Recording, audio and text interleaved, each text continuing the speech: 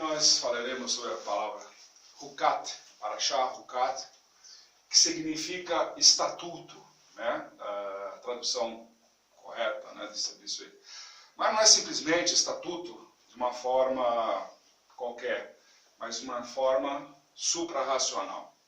O que gera muita discussão desde os tempos antigos até os dias atuais, para os estudiosos, para aqueles que debruçam-se a estudar sobre a palavra de Deus, inclusive, né, principalmente, há vários debates, né, e pessoas que são leigas desse assunto realmente causa muita estranheza, e nós abordaremos alguns pontos que vão poder elucidar um pouquinho mais, dar uma direção e um norte para essas pessoas que têm vontade de aprender, mas tropeçam, né? Muitas vezes pessoas que dizem que a Bíblia é difícil, que a Bíblia é complicada, que a Bíblia enfim, acabam abandonando, deixando e seguindo outras razões, né, para justamente fugir da palavra de Deus. Essa é a grande verdade.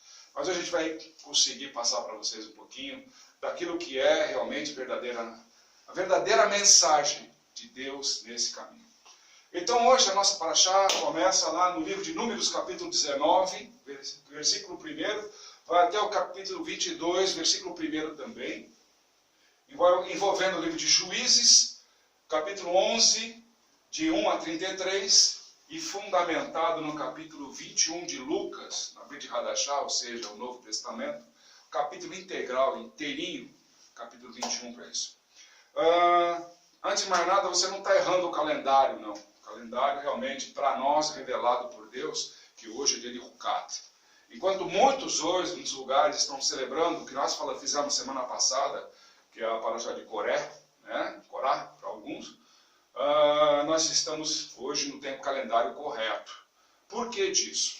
Deus nos revelou que nós precisamos ser luz para o mundo. Então, se eu não entendo o que está acontecendo no mundo, eu não vou conseguir iluminar nada. Não vou conseguir entender a necessidade do mundo para entender Deus. Para que o mundo comece a revelar Deus nesse mundo, eu preciso fazer do mundo com que ele comece a receber a luz de Deus e falar, nós temos que nos transformar. Então nós, respeitando todas as direções de nossos rabinos antigos, de todos os estudiosos da antiguidade e tudo mais, respeitando a todos eles, mas nós recebemos a direção de Deus para justamente fazer esse tipo de trabalho. Por quê? Por exemplo, na Parashá Corá, que nós fizemos semana passada, nós profetizamos durante todo o nosso culto e uma série de coisas mais, sobre o espírito de Corá que está habitando justamente de forma plena no mundo.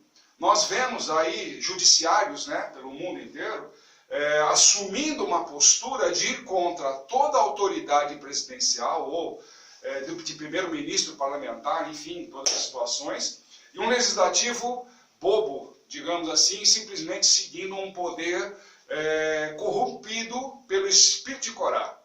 Então hoje nós vemos juízes tomando as decisões como se eles fossem os plenos, os eleitos do povo para tomar qualquer tipo de atitude, impondo força abaixo aquilo que não está na Constituição e se prevalecendo da Constituição para aquilo que lhe interessa, somente isso.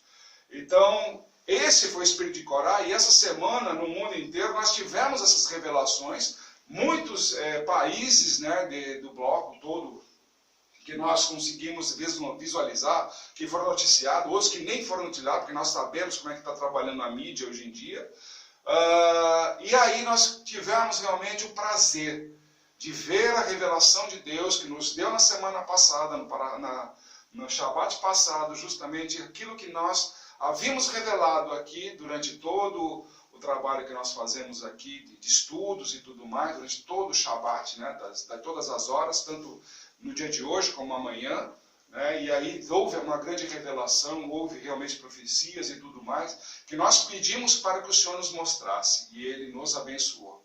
No dia de hoje, nós também vamos ver regulamentos, ou seja, leis que são colocadas, que as pessoas muitas vezes não entendem. Muitas vezes, voltando a insistir no parte judicial, que as pessoas estão aceitando passivamente leis sem entender o porquê e sem ter a devida explicação, que é de um juiz esse mérito de saber explicar o porquê. Não simplesmente pegar e fazer da forma que lhe mais agrada, buscando apoios dos interesseiros e verdadeiramente traindo um povo. Nações por aí estão sendo traídas por causa dessa falta de comunhão entre a parte de legalista, né, de parte judiciária, coloquemos assim, para justamente acalmar o povo numa direção correta. Estão causando muito mais problemas do que verdadeiramente a paz. Coreia, como está sendo provado, está causando a revolta. O povo está revoltado contra a justiça. Mas não é a justiça de Deus, mas a justiça dos homens. Vocês analisarem, Coreia está representando muito bem o que nós estamos passando no mundo. E hoje nós vemos aqui como um estatuto de Deus, para que nós começamos a entender aquela direção que ele vai trabalhar, e nós como igreja, não importa a sua religião, que nós aqui nós discutimos, respeitamos a todas as religiões, infelizmente tem cada uma aí os seus defeitos, mas abençoadamente existem qualidades em todas elas. E nós temos que exaltar essas qualidades e pegar esse melhor para justamente acalmar o povo e deixar com que Deus haja. E Deus está agindo e vai agir muito mais. Então vamos lá. O que significa, em primeiro lugar, esse entendimento suprarracional? É um comando de Deus que nem nós falamos aqui, nós lemos a abertura, né, da Paraxá, o texto correspondente a Números capítulo 19, a partir do versículo 1. Conforme Deus nos dá, a gente vai até um determinado ponto da leitura. E aí justamente ele está falando do ritual da vaca vermelha, do sacrifício da vaca vermelha, que precisa ser abatida, sacrificada, o seu sangue utilizado para aspergir no altar, e sua carne totalmente queimada, e as cinzas dela, junto com os materiais que são adicionados, se tornam cinzas de purificação, onde a mensagem diz que isso aí tem que ser feita fora do templo, fora do acampamento, fora do tabernáculo, fora da congregação, feito pelo sacerdote, então, filho de Araão, ou seja, o sacerdote Eleazar, que fez isso. Então nós temos aí uma situação bem característica de uma coisa interessante. O sacrifício de uma vaca que tem que ser vermelha me purifica, eu tenho que sacrificar lá fora do tabernáculo, pegar sua cinza, e a cinza dessa vaca é que me purifica. Não é o poder de Deus que vai me purificar, não é nada disso.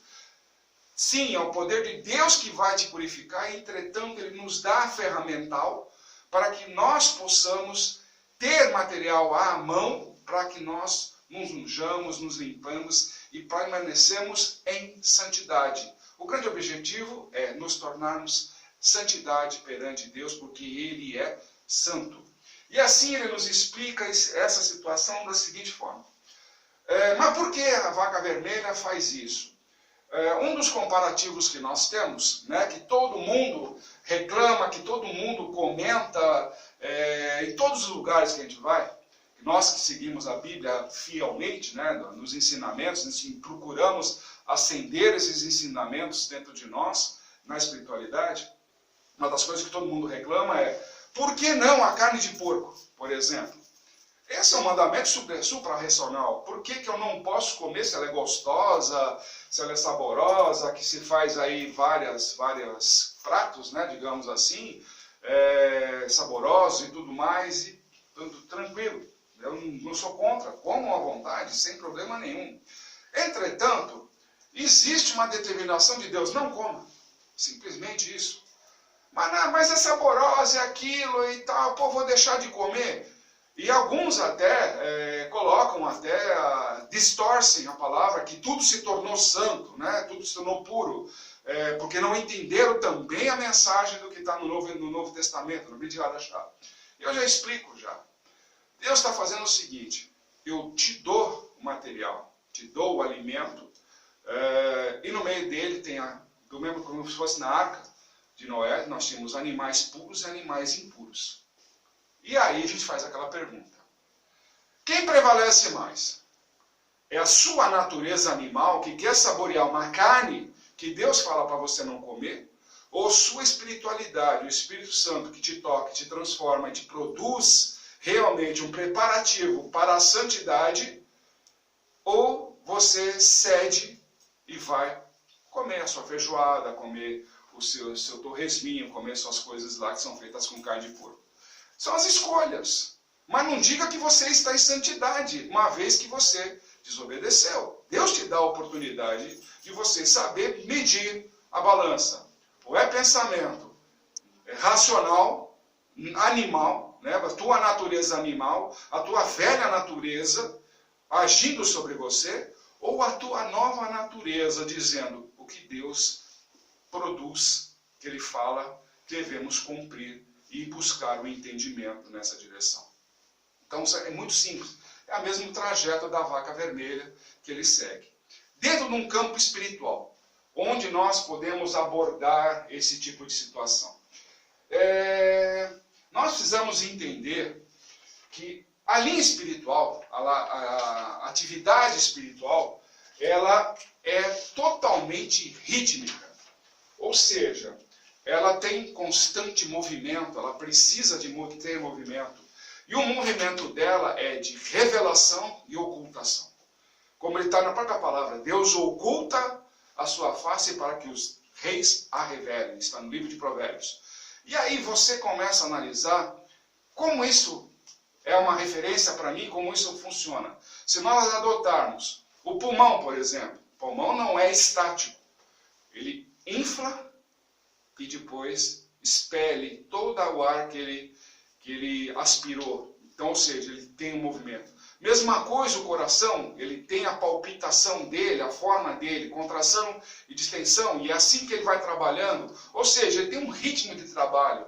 Então, Deus está colocando uma série de formas para nós, de tipo assim, a espiritualidade provém dessas movimentações. E por isso que até o próprio Cristo fala, a boa palavra, tudo aquilo que sai da boca do homem vem do coração.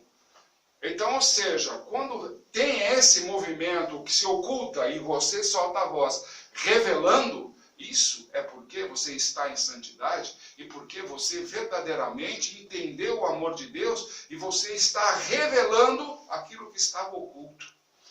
Ah, mas e aquela segunda parte, a primeira parte que ele diz que o que o homem come vai para o estômago e vai para a latrina. Isso nós chamamos de movimento estático, ou seja, o teu estômago está parado num único lugar, ele só faz aquele processamento e acabou. Ele expele aquilo que ele se alimentou, que ele ingeriu ali, e aquilo vira somente o quê?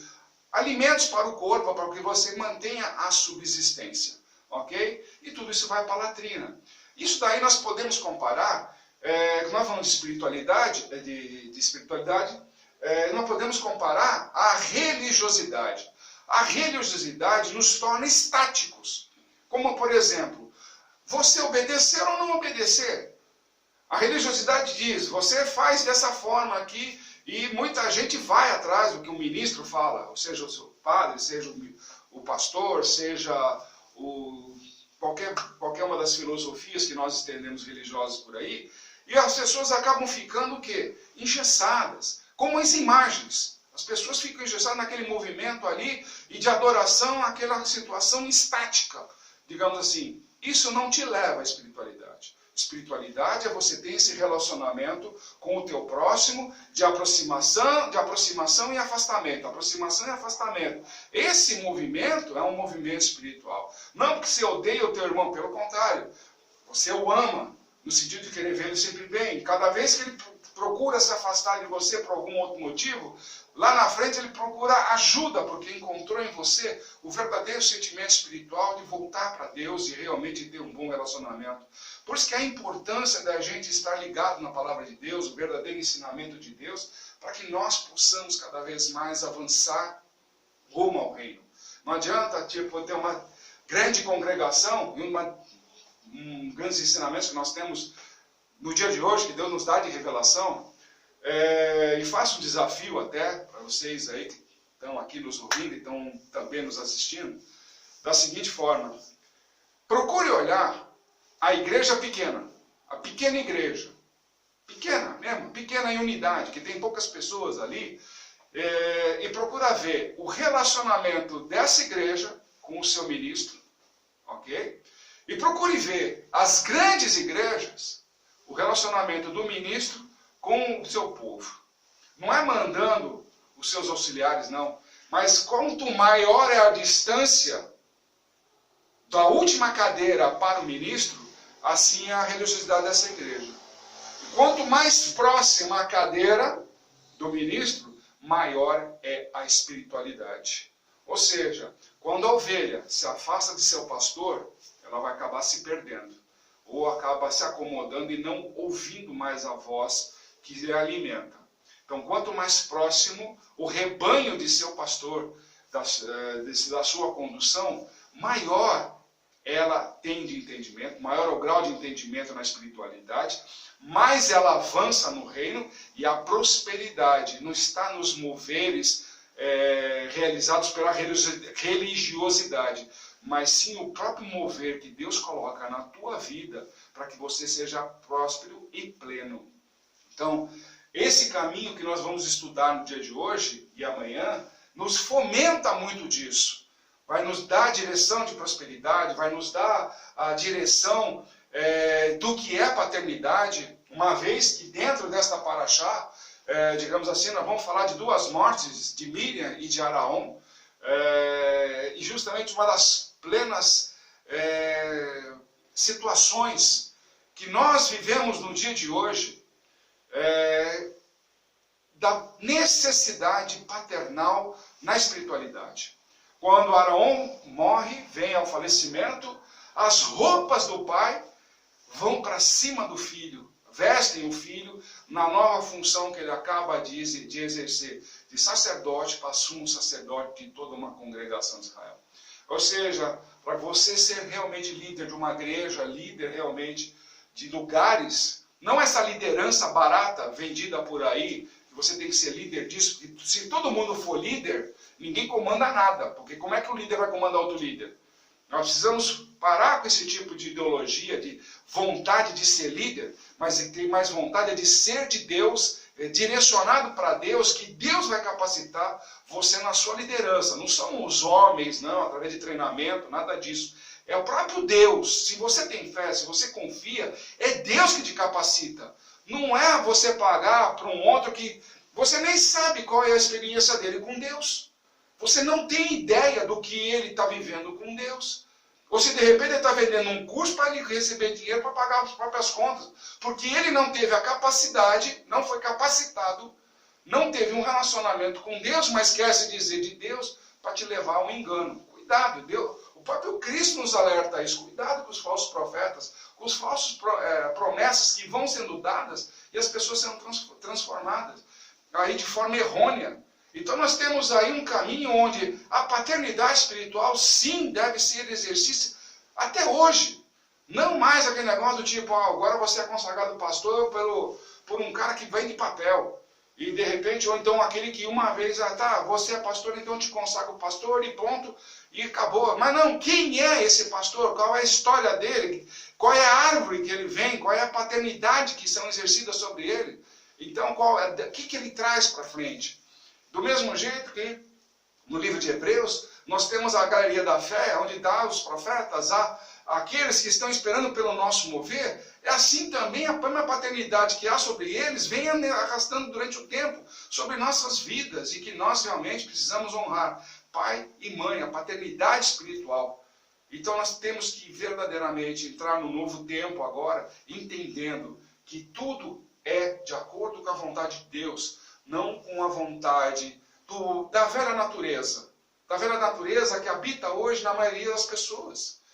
E não pense que ministro está isento de voltar para trás, de cair em tentação. Não abandone essa ideia. Pelo contrário, todos nós somos sujeitos. O próprio Cristo revelou isso. O apóstolo Paulo fala o tempo inteiro de como ministros da igreja caem perante a qualquer um que chega pregando um ismo qualquer, uma religiosidade qualquer. Quando Paulo mesmo, Silas, o próprio Barnabé, Timóteo, todo mundo prega pela espiritualidade, não pela religiosidade que queriam impor dentro do pessoal, só porque ele era judeu, por causa disso. Pessoal, eles saíram dessa situação, aboliram esse tipo de colocações que vinham sobre a necessidade de uma judaicidade. Eles aboliram isso. Então, Cristo já aboliu isso, está no livro de Colossenses, está no livro de Gálatas e tudo mais. Não precisamos entrar pelo mérito de ir atrás de uma coisa que está tão fácil na mão de todos nós.